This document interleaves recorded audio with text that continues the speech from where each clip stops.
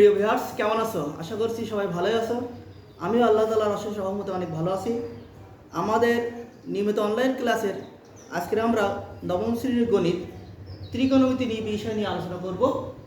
তোমরা সবাই দেখো, আমরা ত্রিকোণমিতি বিষয়ে আলোচনা করব। তার আগে দেখো, ত্রিকোণমিতি ইংরেজি ত্রিকোণমিতি, তার মানে আমি একটু বলি যে ত্রি টি আর আই ত্রি তিন, গণ গণ ধার, আর হলো মেট্রন এম ই টি আর ও এন, মেট্রন মানে পরিমাপ। তার মানে ত্রিকোণমিতি মেট্রন তার মানে তিন কোণের পরিমাপ নিয়ে আমরা আজকে আলোচনা করব।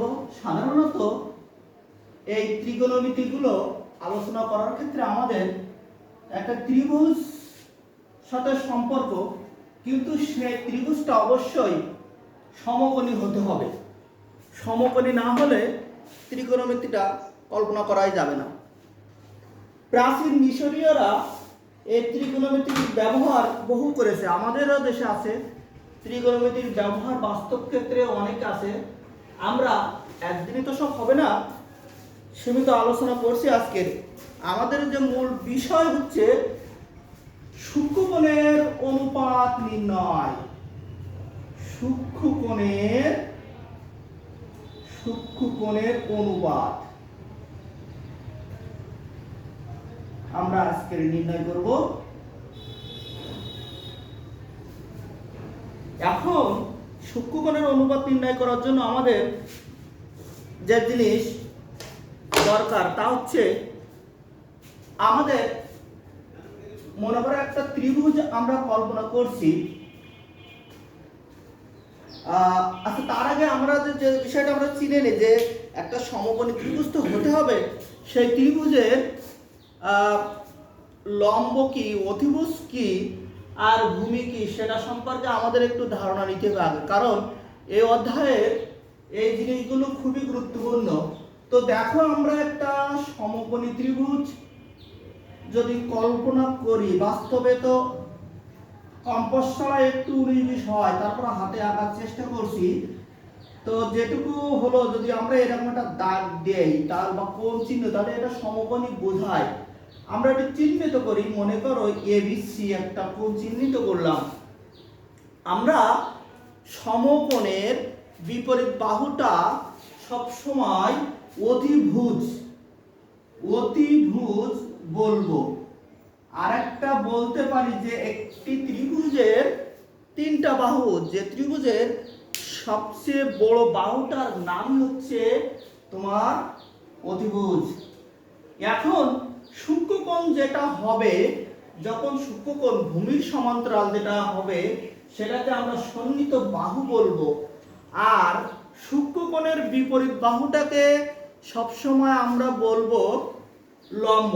তো দেখো, আমরা যদি মনে করো সি কল্পনা করি যে একটা সূক্ষ্মকোণ, কেন সূক্ষ্মকোণ বলছি দেখো, যেহেতু একটা ত্রিভুজের কিন্তু তিন কোণের সমষ্টি 180 ডিগ্রি, তো একটা কোণ হলো সমকোণ, তাহলে নিশ্চিতভাবে আর দুইটা মিলে কিন্তু 90 ডিগ্রি মানে সমকোণ।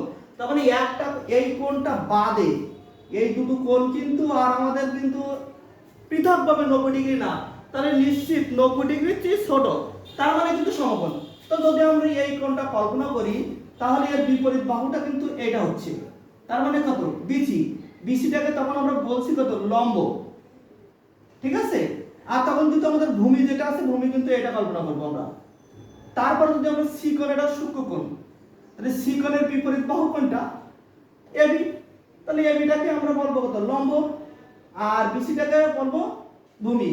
দেখো, এই সব ক্ষেত্রে কিন্তু অতিভুজ কখনো আমাদের চেঞ্জ হচ্ছে না, অতিভুজ কিন্তু একই রকম হচ্ছে। এখন আমরা যদি এই ত্রিভুজটাকে যদি অন্যভাবে লিখি, যদি একটু অন্যভাবে লিখি আমরা দেখি তখন কি হয়। এখানে আমাদের কিছু কোণের ব্যবহার করব আমরা, গ্রিক শব্দ যেগুলো, যেমন থিটা, গ্রিক শব্দ থিটা, তারপরে তোমার ফাই আছে, সাধারণত আমরা থিটা নিয়েই বেশি কাজ করব। তো দেখো আরো অনেক আছে, ফাই, বেটা, ডেল্টা, গামা, অনেকগুলো আছে। তো আমরা সাধারণত থিটাটা নিয়েই কাজ করি এখন। তো মনে করো আমরা একটা ত্রিভুজ এঁকেছি, আঁকছি, দেখো।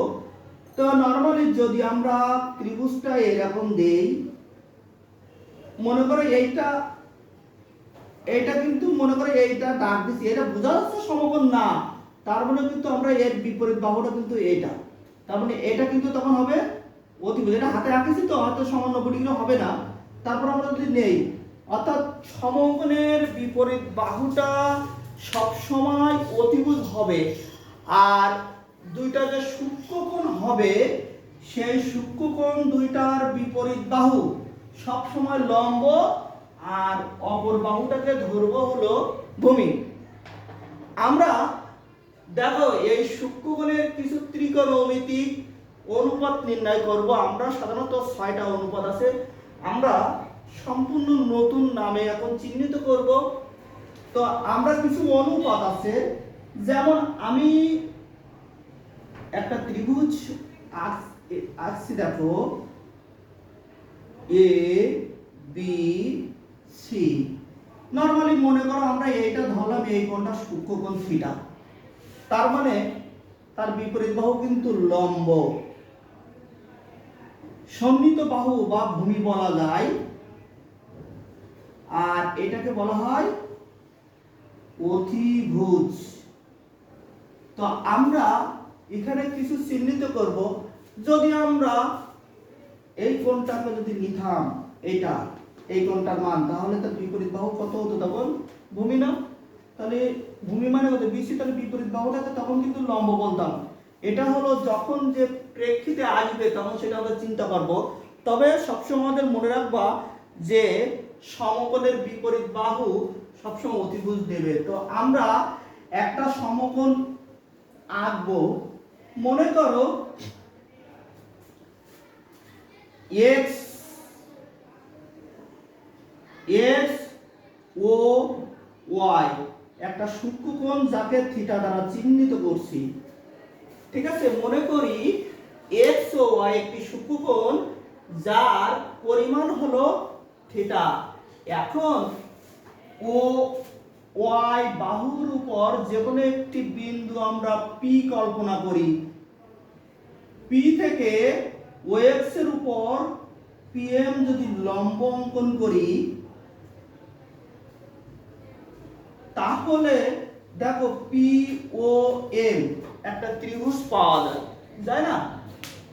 তো দেখো পি ও এম একটা ত্রিভুজ, শুধু ত্রিভুজ না, সমকোণ। সমকোণী দেখো এই কোণটা কিন্তু যেহেতু লম্ব হয়েছে, তাহলে পি এম ও কিন্তু সমকোণ। এখন আমরা কল্পনা করেছিলাম কত? থিটা কোণ। তাহলে এই থিটা কোণের বিপরীত বাহুটা কত? লম্ব। তার মানে এই কোণের জন্য লম্ব হলো পিএম। দেখো সূক্ষ্মকোণ সমকোণ কত? পিএম ও না? তাহলে এই কোণটার বাইরে কোণটা এটা না, বিপরীত বাহু, তার মানে এই বাহুটাকে ধরবো অতিভুজ। আর ভূমিটাকে কত? ওএম ধরবো হলো ভূমি।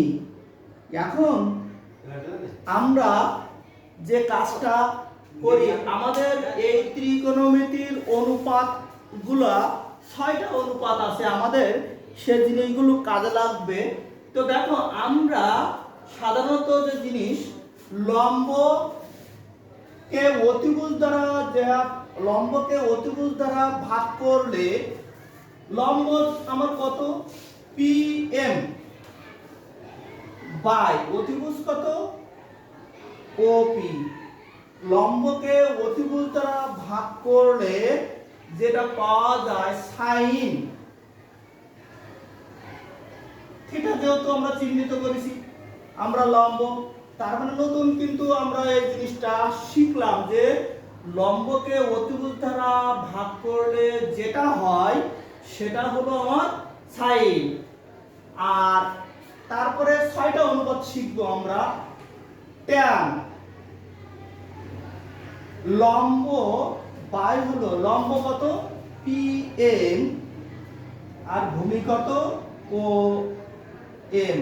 তার মানে লম্বকে ভূমি দ্বারা ভাগ করলে যেটা পাওয়া যায় সেটা ট্যানজেন্ট, সংক্ষেপে ট্যান বলে চিহ্নিত করা হয়। আচ্ছা, তারপরে হচ্ছে ভূমিকে অতিভুজ, এখানে ভূমি কত, ও এম বাই ওপি, সেটা কজেন বা কস থিটা সংক্ষেপে চিহ্নিত করা হয়। এখন এখানে আমাদের অনুপাত হয়েছে কয়টা? তিনটা, আরো তিনটা আছে। এখন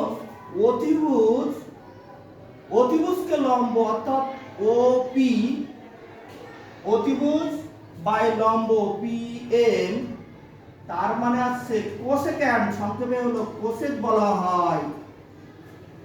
আচ্ছা, ভূমি বাই লম্ব, ভূমি কত ও এম আর লম্ব কত পিএম, সেটাকে বলা হয় কর্জেন্ট বা সংক্ষেপে কট বলা হয়।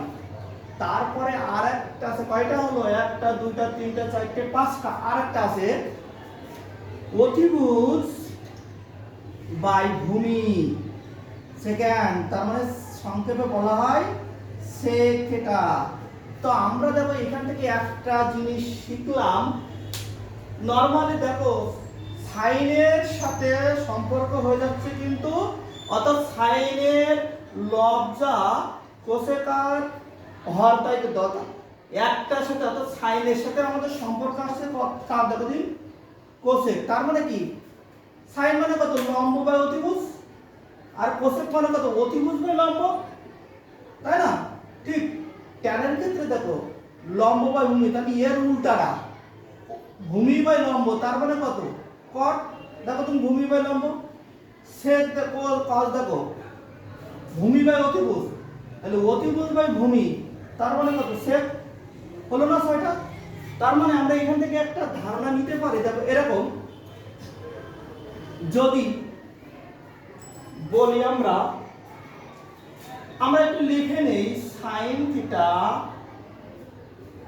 Tan theta, cos theta, cosec theta, cot theta, sec theta. দেখো আমরা কিন্তু আগেই শিখে আসলাম সাইনের সাথে সম্পর্ক কার, কোসেকের, মানে সাইন থিটা যখন হবে তখন সাইন থিটার সাথে কোসেক, তার মানে 1 বাই কোসেক। যখন কোসেক হবে তখন 1 বাই সাইন। আমরা এইভাবে মনে রাখার চেষ্টা করি। ট্যানের সাথে সম্পর্ক কিন্তু শিখে আসলাম কত, কট, তাহলে কটের সাথে সম্পর্ক কার, ট্যানের। তদ্রূপ কসের সাথে কার, সেকের, তাহলে সেকের সাথে কার, কজের। তো দেখো আমাদের মোটামুটি এই 6টা অনুপাত, এখন আরো আছে। তো আরো বলতে গিয়ে আমাদের অনেকগুলো সূত্র আছে। তো আমরা আজকে চেষ্টা করলাম যে এই ত্রিকোণমিতির যে 6টা অনুপাত আছে, এই 6টা অনুপাত সম্পর্কে তোমাদের ধারণা দেওয়া। তোমরা আর একটু বই দেখবা, আমরা আগামী দিন এর পরবর্তী ক্লাসগুলো আরো আলোচনা করব, এর বিস্তারিত সূত্রগুলো আলোচনা করব। সবাই ভালো থাকো, সুস্থ থাকো।